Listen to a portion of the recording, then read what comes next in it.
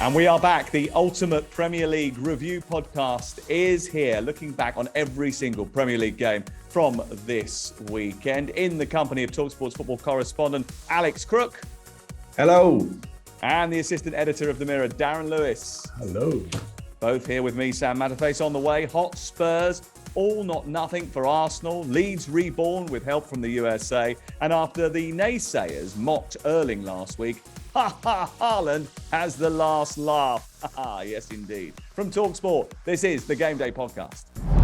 It's back, yes. Liverpool and City get their strikers off the mark. Brighton win at Old Trafford for the first time in their history. Chelsea win at Everton for the first time in 6 seasons. Newcastle's Callum Wilson and Mo Salah continue their fantastic runs on opening day of the seasons. And Team USA beat Team Portugal at Ellen Road. What did you enjoy most about the weekend, Darren? City. That was a bloodless, ruthless, Barcelona-like performance from them. I've seen a fair bit of West Ham over the years, and obviously a lot of them under David Moyes, but they were just nowhere near City. And let's just put Haaland to one side. City themselves, outstanding. The performance of the weekend. Yeah, difficult to do, putting Haaland to one side, as every single one of those West Ham defenders found out pretty quickly. Now, listen, Crook, just wipe away a couple of those tears. Just that little one there that's still shining, twinkling in the light. Just get rid of it. Focus on the positives if you can, just for a second, and tell us what you thought was the best thing about the Premier League weekend. I enjoyed Kiefer Moore's late header for Bournemouth against Aston Villa. Fantastic story. A player who 10 years ago was working as a lifeguard while playing non-league football for Dorchester and is now a Premier League goal scorer, and all being well, will be playing at the World Cup as well. Oh, that's nice. So you all managed to work in a reference to seagulls there, because if he was working as a lifeguard on a beach, you would have noticed the seagulls. And he is a big giant. And talking of giants, let's talk about the Manchester ones. One in particular that got slayed this weekend.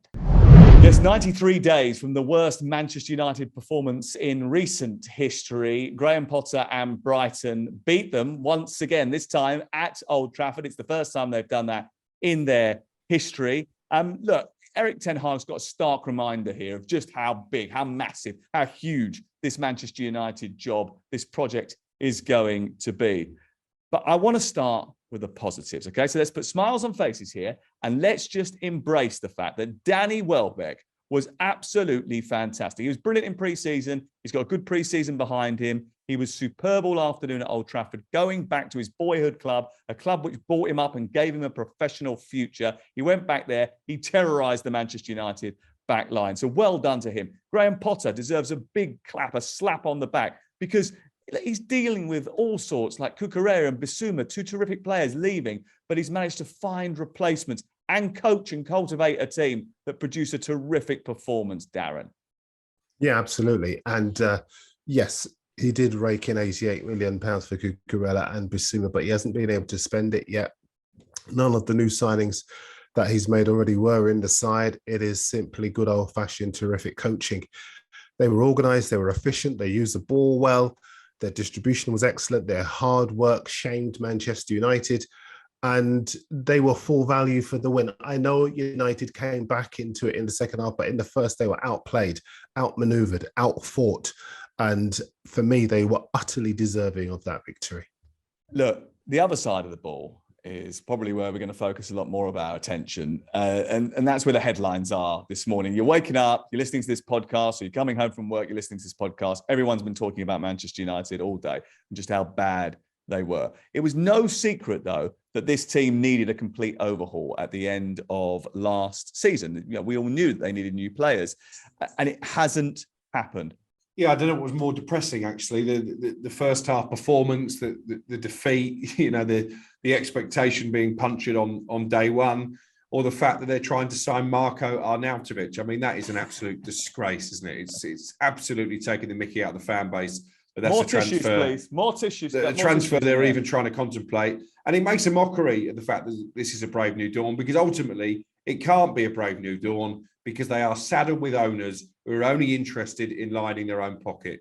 You look at what Tottenham have done. You look at what Arsenal have done and their spending over the last 2 summers. Chelsea desperate to bring in reinforcements for Thomas Tuchel, Erling Haaland at Man City, Darwin Núñez at Liverpool. Meanwhile, Manchester United are going into a season when they really want to be taken seriously as top 4 contenders, with Fred and McTominay in midfield, Dalot at right back, a disinterested Luke Shaw at left back, players in Marcus Rashford and Sancho who went missing as soon as the chips were down. Unless they make significant signings between now and September the 1st, and more than just Frankie de Jong, by the way, Manchester United have no chance of qualifying for the Champions League. Are you okay? Are you okay? Are you okay? Can I ask you a question, please? Because I've heard a lot of this since the game. How are the owners to blame when players don't want to come to the club? How are the owners to blame when, on paper, that is a more expensively assembled team than Brighton? You mentioned 7 players from last season, Sam, that were in that team. So it's not as if it was a collection of players thrown together. They know each other. How is the ownership to blame if John Merton and Darren Fletcher go for Ten Hag instead of Conte, who would have got those players fitter, who would have cracked the whip, who would have instilled discipline in that squad? How are the owners to blame for all of those things? They want to spend the money, but nobody wants to come. Do they want to spend the money, Darren? Come off it. Well, they yes. don't want to spend their own money. They want to spend the money they've de Jong. leveraged against the football club. Frankie de Jong's an easy deal to do. It's not very palatable. Just go and pay him the £17 million that Barcelona owe him. He doesn't want to come. And he'd be at Old Trafford by now, in my opinion. But Crook, he doesn't want to come. Surely he can't not want to come. They spent 3 months chasing this player. That is just ludicrous if that is the case. And you mentioned Darren Fletcher and Arnold and Murta. 3 appointments for me, not fit for purpose. They need a proper sporting director, someone in a Paul Mitchell, Michael Edwards type ilk. They should have gone for Antonio Conte. They were scared by Antonio Conte because they knew that he'd make demands that the owners were not willing to satisfy. It's an absolute shambles. They were there today, grinning away in the posh seats. Their empire is crumbling in front of their eyes. Yeah, well, look, I think the first thing to establish is that, you know, you can point the finger at whoever you like, but ultimately the whole club has got a cultural issue, hasn't it? You know, from top to bottom, it's just not elite enough. You know, to be a team that's going to contend at the top of the table, you've got to have elite coaching, elite recruitment, elite business acumen at the top of the tree. Manchester United have got, you know, probably a Europa League standard everything. And as a result of that, they're playing in the Europa League next season. And I think the problem here is that a lot of people bought into the fact that Ten Hag could come in and he'd obviously got some clear ideas about how he wants things to pan out. But I wonder whether or not, actually, the guy who's been so quick to instill his new methods, he wanted to ditch the usual routine and have the pre-match meal at Old Trafford. That disrupted a load of executive boxes, all a little bit superficial. It's like moving the salt and pepper around on the table and trying to make things look a lot better. Ultimately, the real proof is how you play. And they made a dreadful start to the game. Literally within 15 seconds, you knew this was going to be an incredibly tough day for Manchester United. So where does that come from? Is that the players not believing in what the manager is asking them to do? Is that the manager coming up with the wrong ideas? Has he, Darren, realised actually today, learnt for the first time, that actually you can't play the Erik Ten Hag Ajax way in the Premier League because it's not going to work? Because there's teams that have been working a lot harder and physically a lot more better than you have over the course of the last couple of years, and they're fine attuned to the rigors of this division. I don't know. I can't put my finger on one thing that is a problem with Manchester United. And I think that's the issue. There's so many problems. Yeah, absolutely. And that's even before you get anywhere near Ronaldo, because he didn't start the match, and the onus was on the players that did to show at a very basic level some hard graft, roll their sleeves up and actually represent the shirt. One more question on Manchester United, because this is not a Manchester United podcast. Perry Grove said on our Sunday session this weekend on talkSPORT that Ronaldo is a distraction.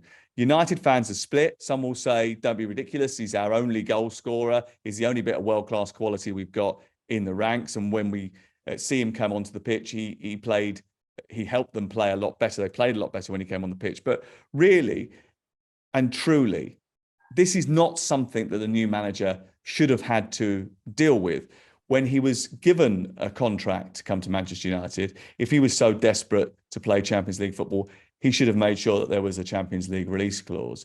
If that wasn't the case, the board should have insisted on some sort of mechanism to get him out if he wasn't going to stay the following summer if they didn't get into the Champions League. Once Erik ten Hag has done his interview and he said that he wants to get Frankie de Jong, the board have got to come in and make sure that happens. So the fact that they haven't got rid of Ronaldo for ten Hag before he even walked in the door, the fact they haven't got the players that he wants, that says the board are, is a dereliction of duty from the board, really. So Darren's right with John Murtough and Darren Fletcher and whoever else it is who's doing the recruitment. The fact is they haven't done their job properly.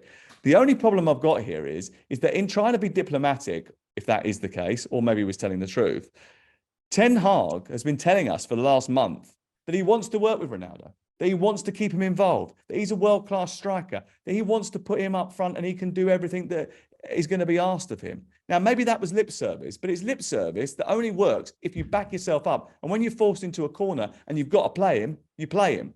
Or you turn around once he's walked out at half-time in a pre-season friendly and ditch him and punish him.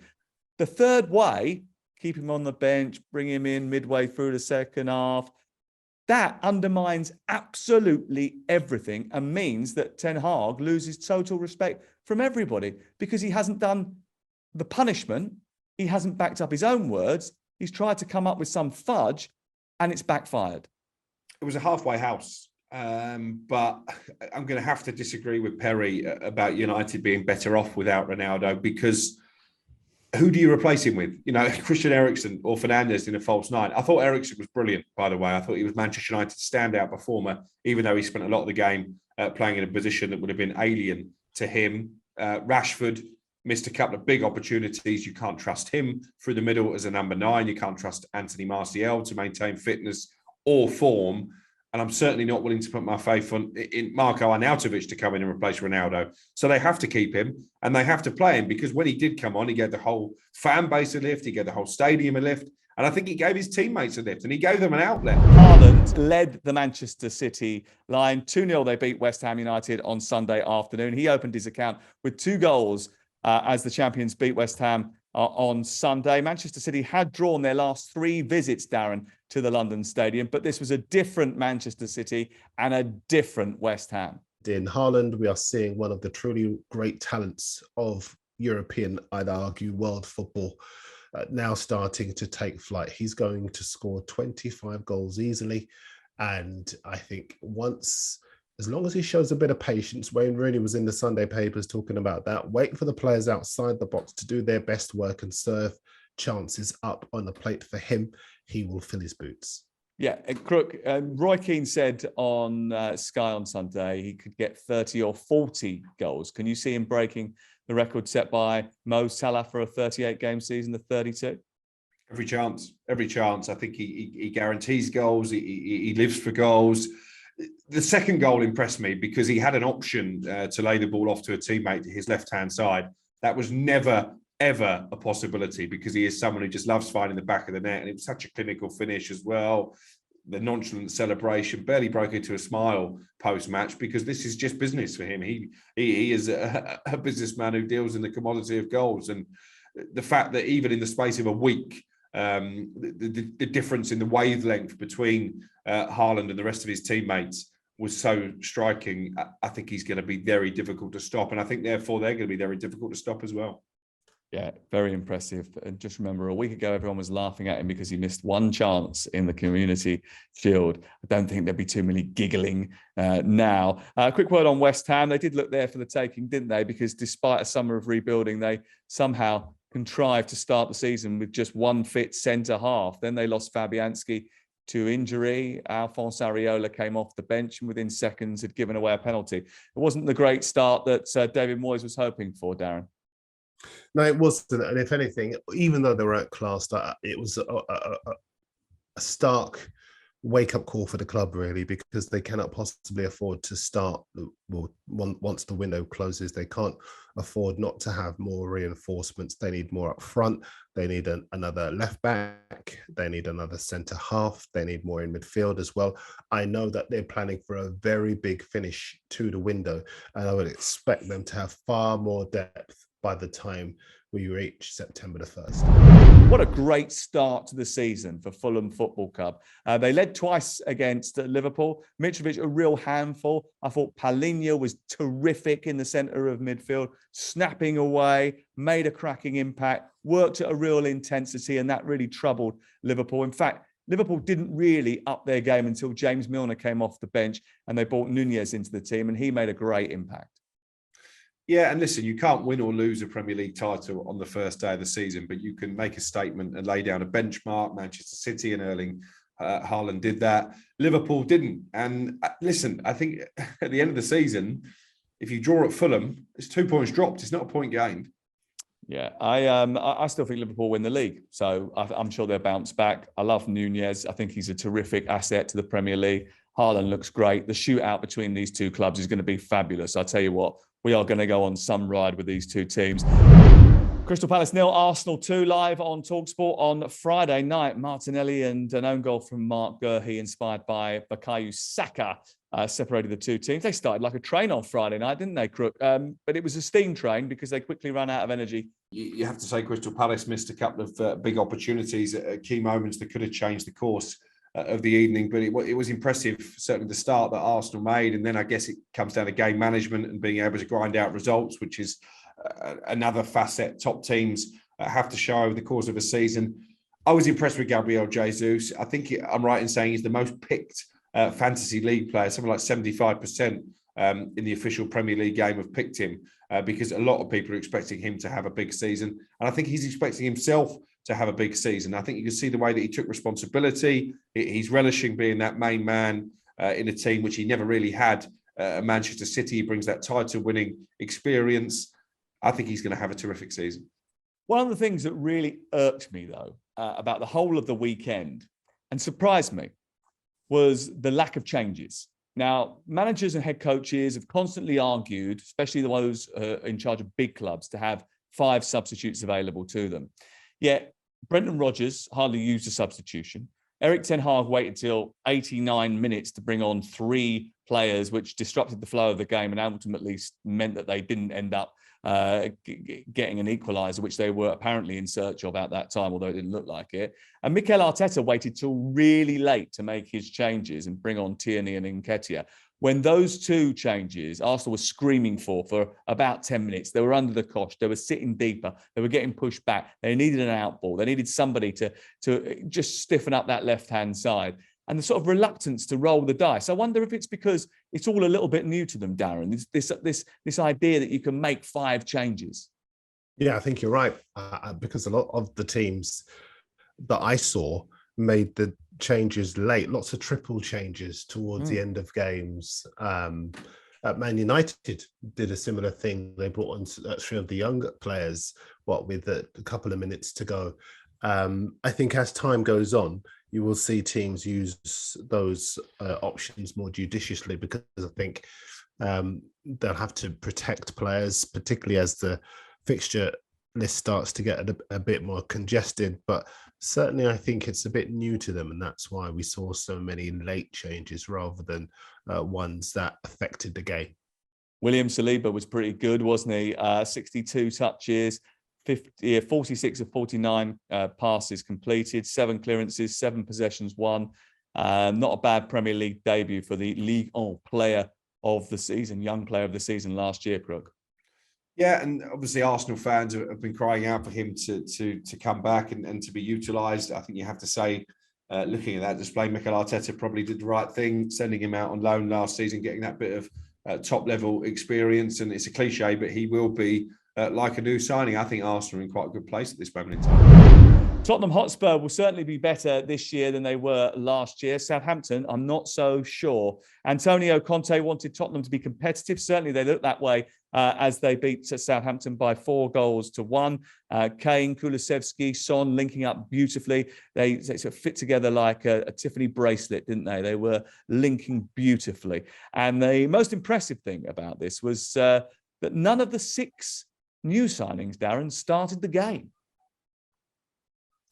Yeah, absolutely impressive. I was at this fixture last season and Spurs were awful, really. They took the lead and then Southampton came back to overwhelm them. And Ralph Hasenhüttl had a little chuckle about it in the post-match press conference. This time around, they were utterly outclassed Southampton and Spurs just looked so good. I've been saying for a long time, as you guys know, that Conte was the man for Manchester United.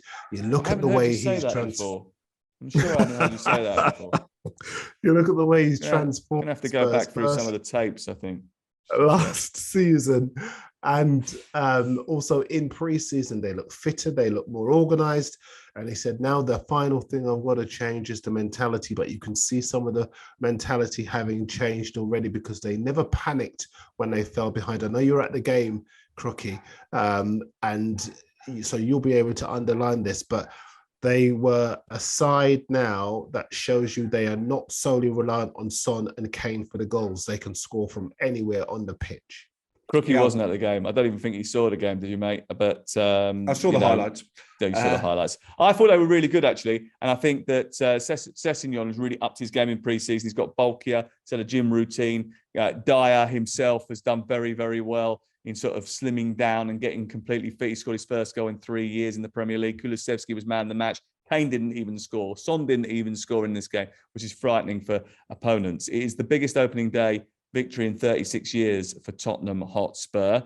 But Southampton, Crook, Southampton, they faced 18 shots. And once they went behind, I can't really remember them getting very often into the Tottenham half. Last year, there was a massive problem with throwing away leads. We talked about it. We made a joke about a dog and not letting Hasenhüttl take him for a walk because of the fact that ultimately he would lose the lead.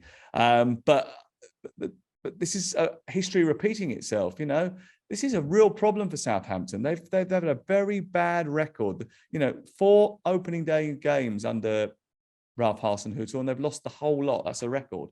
Yeah, I don't think he just lost the lead this weekend. I think he probably lost the dog as well, to be honest. The defending was appalling, and it's an area of the team that they've not really invested in this summer. I know they've got a young centre-back from Germany, but obviously he started on the bench, so it was Bednarek and Salisu. Again, they're just not a great combination for me. I think they're in need of a little bit more streetwise Premier League experience in that area, because the manner of the goals they conceded, particularly the own goal from Salisu. I mean, what are you doing with your feet there? They were too easy. They were too easy to play against. And even the Dyer goal, Spurs were given so much time on that left-hand side to pick out a cross. It was embarrassing, really. And they got what they deserved. They got a pummeling. I think Southampton, Ralph Hasenhüttl said we got battered in the post-match press conference, and they can't afford too many batterings because it's 1 win now in 14, stretching back to last season. They wouldn't be the first team to end one season badly and then that form limp into the second, and suddenly they find themselves in a relegation battle. I still think they need a bit more experience between now and the end of the window. Saturday, 5:30, Jorginho's penalty meant that Chelsea picked up 3 points from their away trip to Everton. Chelsea wearing their white and ice mint hoops, one of a number of kits not available until the end of August because of a COVID log jam. I thought that was about the most exciting thing about Chelsea yesterday. Sterling played well enough, Koulibaly excellent actually, but there was very little thrill about Chelsea, I must be honest, Darren. Yeah, but what you have to do when you're not playing particularly well is win and find a way to win. And that's what they managed to do. They showed tremendous character. They weren't that solid at the back. Had Everton had any more up front than Anthony Gordon and Dwight McNeil, they probably would have managed to get a point. As it was, they didn't have enough guile or know-how. And Chelsea managed to escape to victory. And I think Saturday was a warning to them that they can't possibly rely on what they've got. There's talk now that they are going to look at 1 or 2 options in the transfer window, and not before time. They need more up front. They were gutted to lose Lewandowski to Barcelona, and they have accepted that they've got to get more. Brozier did okay when he came on, but I think they need more experience. Yeah, I mean, but if Chelsea are going to go back into the market, will they be using the Manchester United method of downloading the database from the Football Manager 2014 and looking at players like Marco and Nautovic, or will they be using an actual scout? Do you think? What do you reckon, Crook? Well, I covered the story in my notebook on Saturday, but I'd heard quite strong whispers that Wilfried Zaha could be a possibility for Chelsea. Obviously, he's got a year left on his contract at Crystal Palace. He can play through the middle. He can play out wide. They're looking for that versatility in attack. The problem that Chelsea have got is the problem that a lot of clubs who are looking for number 9s have got this summer. There aren't that many out there. And the best ones, Haaland, Nunez, and Lewandowski have already been snapped up, and Harry Kane still has 2 years left on his contract at Tottenham. So where do you go to find a proven number 9? Everton have got a similar sort of problem. They played with Anthony Gordon up front. He was different class, working hard like a maniac as a lone striker, which is not his preferred position. I thought he was absolutely terrific in the game. And actually, I do think that Frank Lampard deserves a little bit of credit because, Mina and Godfrey get injuries in that game. They've already got problems for Dominic Calvert-Lewin. They've been probably sold a little bit of a pup in terms of they haven't got any of the investment they thought they were going to get, the FFP stuff. But they played well. They looked like a team. They looked driven. They looked determined to get something out of the game. And it was only a stupid challenge from Doucouré that separated the two teams because of the penalty.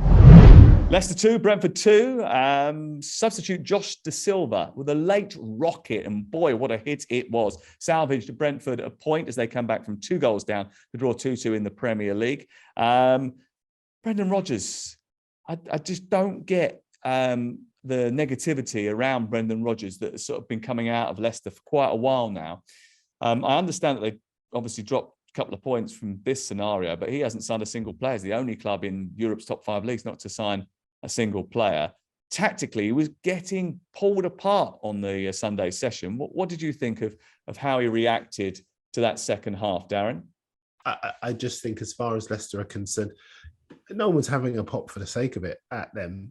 They're not in a great position, but it did look when they went 2-0 up as though they were going to answer all of that negativity ahead of the weekend in the right way. Blowing those 3 points will only increase the concern around the club that it could be a difficult season. What is wrong with Brentford, by the way? Why do they not start playing to the second half? 70% of their goals come after the break. And they were excellent at coming back from defeat last year, but they seem to have to go a goal down or 2 goals down in order to get going. Nottingham Forest were beaten on their return to the Premier League 23 years after being relegated. 23 years and 82 days, actually, was the gap between their 2 matches, their last 2 matches in the Premier League. Newcastle beat them 2-0. Cher and Wilson with the goals. Cher's goal was out of this world. A rocket from about 25 yards out, right side, top corner. Bosh, have that. Dean Henderson getting nowhere near that. And I don't think there'll be too much criticism of him for that. I mean, 1 or 2 sort of people said, near post, etc., etc. But I think when it flies in like that from an unexpected range, there's not too much you can do about it. But Nottingham Forest worried me a little bit. I thought they looked a little bit disjointed, Crook. Yeah, I agree. I was expecting more from them. Henderson, I think, has opened himself up to criticism with some of his comments to talkSPORT about his move from Manchester United. Because let's be honest, he's the best goalkeeper in the world in his own head. So you would expect him to be saving shots even from 25 yards. I'm being a little bit facetious there, but you I think are being right. a little bit facetious because last year you were saying he should be the number 1. Don't know if I said that. I think you did.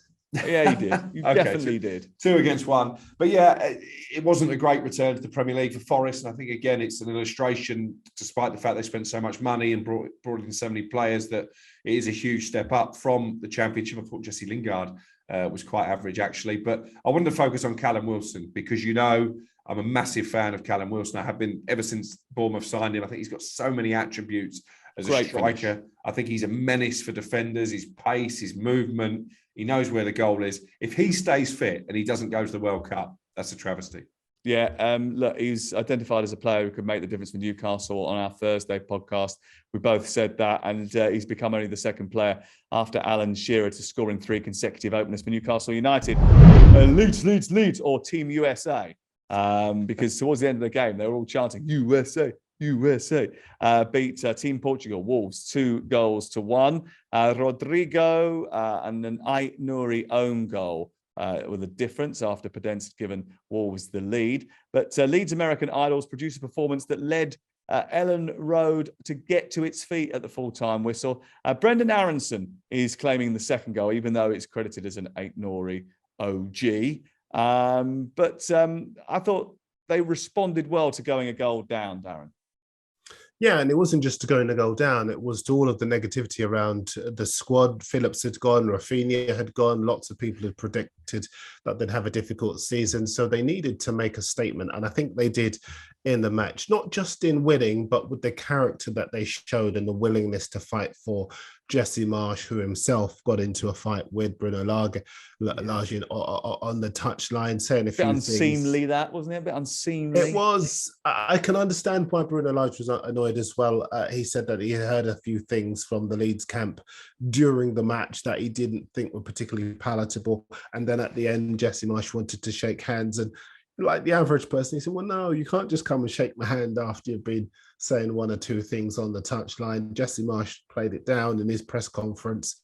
But, you know, we're all human, and you can understand why Bruno was a little bit annoyed. But as I say, I'm particularly pleased for Marsch, because I said this when he arrived at the club last season. Lots of people expected him to fail. There's this snobbery towards American coaches who come into the Premier League, into English football. People don't expect them to get the game, understand the game, be good at the game. And he's shown that he is a good leader of men, and he's been able to keep them safe and get them off to a good start. Yep. Wolverhampton Wanderers, a bit worried about them. They've got long-standing problems. Bruno Lage said they were the better team during the match, but they haven't won now in any of their last 8 league games stretching back to last season. They obviously haven't got a striker. They're playing Podence as the false 9, and they just looked a little bit short for me, and they should have given away a penalty in the first half when Jose Sarr came out and smacked Christensen one on the chops. Yeah. He was one of the best goalkeepers in the league last year. Brilliant to have in fantasy football, but this year I'm not so sure he's going to have as good a time. Crook? Well, just in terms of reinforcements, I think Bruno Lage came out after the game and said that they needed to dip into the market. I think they're going to do that. They're progressing, as I understand it, for a move involving the Valencia attacker, playmaker, if you like, wide man. I think he's quite versatile. Gonçalo Guedes, £27.5 million. The concern is, does that mean that somebody might be on their way? Because, of course, Nottingham Forest is still keen on Morgan Gibbs-White. Yep. Bournemouth 2, Aston Villa 0. Aston Villa stunned by Bournemouth as the Cherries, whose lack of spending led many to predict they might be ripe for the picking. Scored the fastest goal of the day and capped a good performance with a clincher 10 minutes from time. Alex, you were at this one. You're going to enjoy telling us how bad Aston Villa are. Yeah, there was no fluke about it for Bournemouth, to be honest. A couple of standout performers. Jefferson Lerma deployed as a makeshift centre-back so that they could play with a back 3 that Scott Parker wants to go with this season. Great in both boxes, pops up with the early goal and defended really well as well. Kiefer Moore, as I've already mentioned, fantastic header. Marcus Tavernier, who Scott Parker told me on Thursday that he wasn't completely convinced he was ready to make his debut, having only been in the building a week. He was ready. He was absolutely terrific. And I think he's one to keep an eye on in the Premier League this season. They were very physical. Bournemouth, Scott Parker made no apologies for that. He said afterwards, we want to be horrible to play against, particularly here at the Vitality. They were certainly that. But Villa were dreadful. Diego Carlos, bullied by Kiefer Moore. That would be a worry considering the money they spent on him. Kamara in midfield wasn't in the game. Coutinho may as well have been on Bournemouth Beach. He had so little impact. Danny Ings did okay up front, but I'm still not convinced he's going to bang in the goals. Ollie Watkins came on, didn't really make much of a difference. And Tyrone Mings left on the bench, and some interesting comments from Steven Gerrard on that afterwards, suggesting, I think the phrase was, when he looks me in the eye and shows me that he's ready to play, he'll be back in the team. So maybe that decision to strip Tyrone Mings of the captaincy wasn't quite as amicable as maybe it's been made out. I think they got problems, Villa. They spent a lot of money. The owners are ambitious. They want a top 10 finish. They look miles off that to me. It's been great to spend the evening with you both, as always. GameDay Podcast returns on Thursday. So Thursday afternoon, we'll be previewing all the weekend's action. We've got our first Monday night football upcoming next week, so we'll look into that. It's Liverpool against Crystal Palace. GameDay returns next Saturday. Remember, download the podcast. Tell all your friends about us. Get involved on Twitter as well. Darren is on there, at Mirror Darren. Crook is on there. What are you, at Alex_Crook? Correct. Something like that, and I'm at Sam Matterface. If you want to get in touch, we'd love to hear from you. This is the GameDay Podcast from the wonderful talkSPORT. We're powered by fans. That's why we want to hear from you.